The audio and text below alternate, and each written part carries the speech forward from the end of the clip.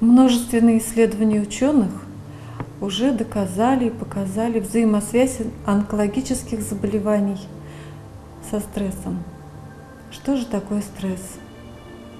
Это огромная нагрузка, огромное перенапряжение резервов нашего организма. Стрессы бывают, многие уже об этом знают, полезные эустрессы и очень опасные дистрессы. Немножечко сейчас поговорим об этом. Сначала хотела бы рассказать, какие бывают стрессы еще. Психологические стрессы – это стрессы, когда мы оказываемся в какой-нибудь конфликтной ситуации. Может быть, это происходит на работе, у кого-то это может произойти в школе или, может быть, в учебном заведении, но где угодно это может произойти с человеком. Физиологические стрессы. Стрессы, когда мы находимся, скажем, в очень холодном помещении и мерзнем. Или, возможно, мы совершаем какую-то очень тяжелую, физиологически тяжелую работу.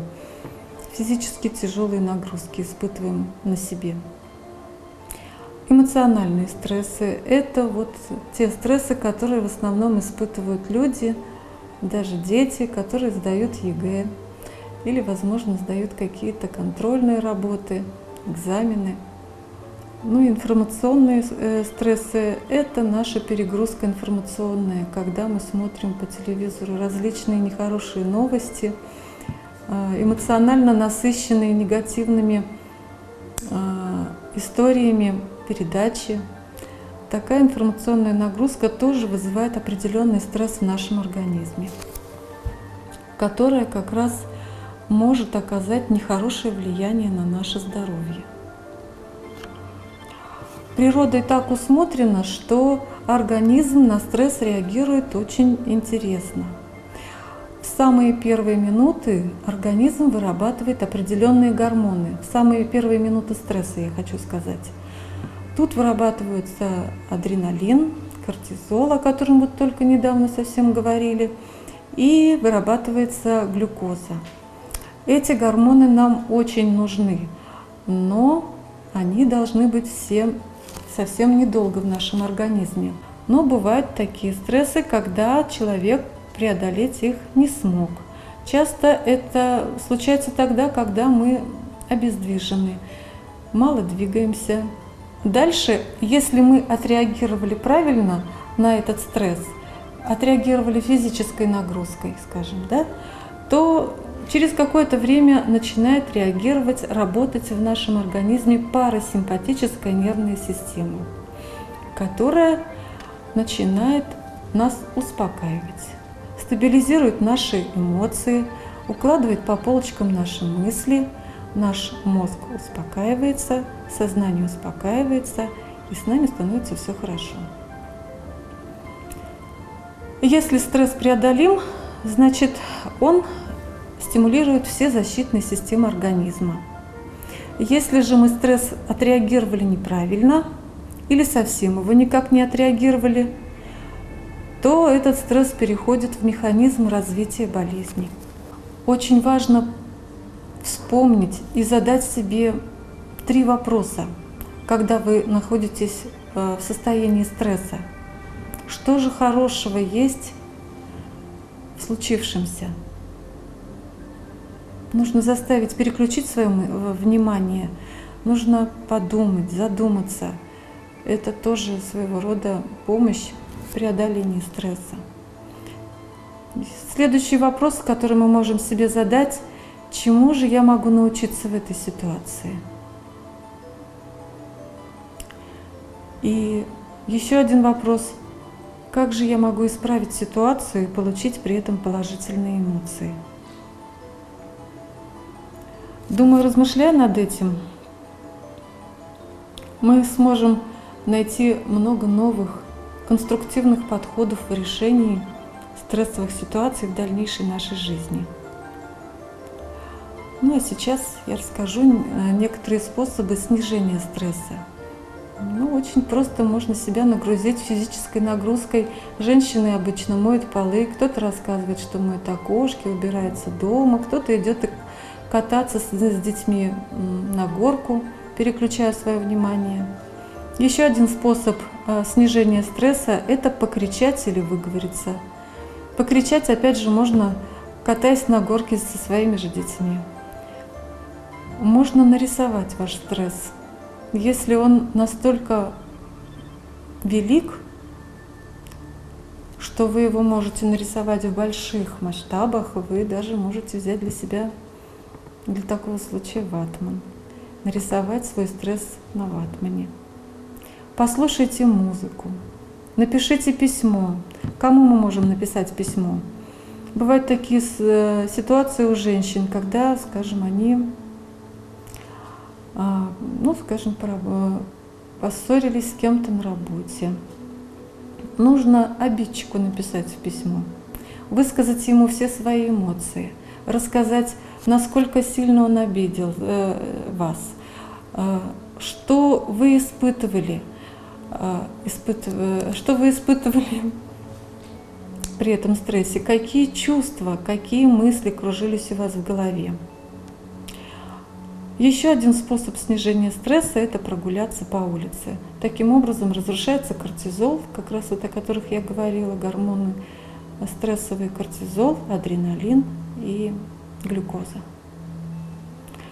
Потанцуйте, можно принять душ, ванну и смыть негативные эмоции со своего тела.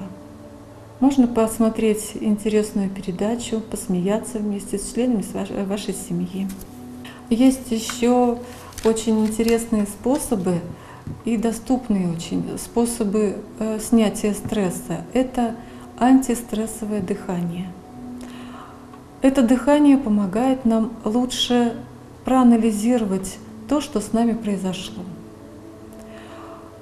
В стрессовой ситуации люди часто сжимаются, мышцы их становятся очень жесткими, плечи поднятыми.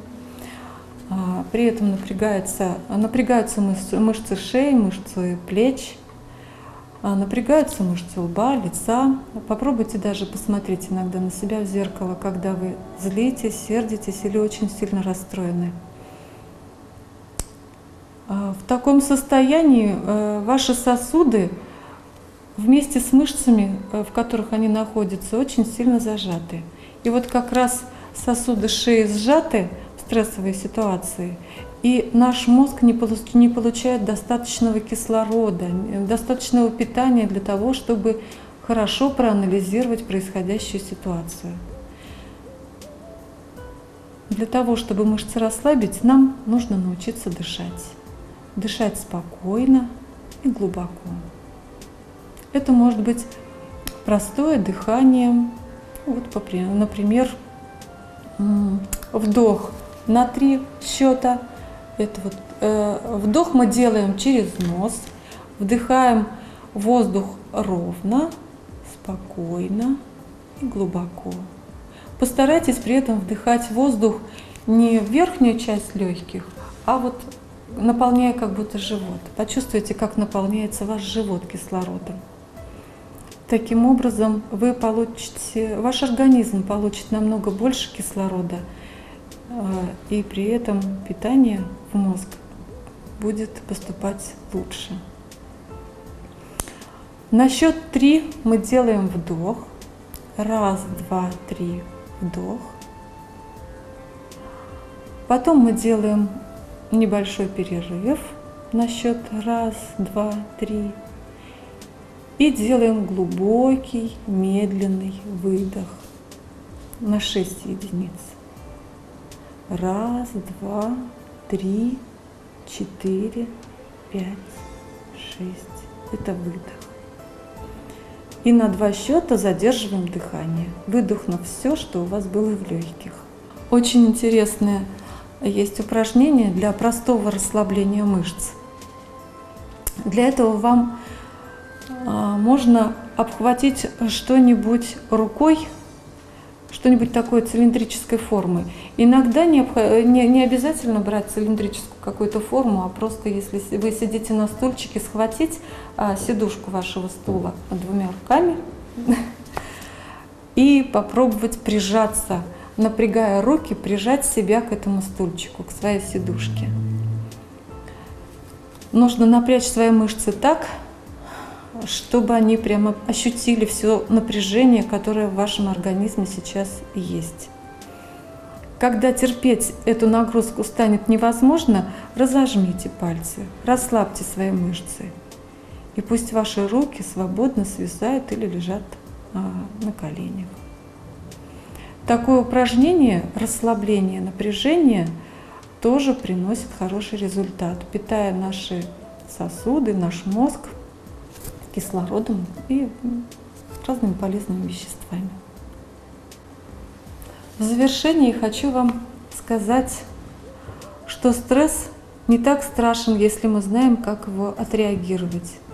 Призываю всех находить в своей жизни больше радости, кататься на горках, отвлекаться от нудной, постоянной, однообразной работы. Будьте счастливы!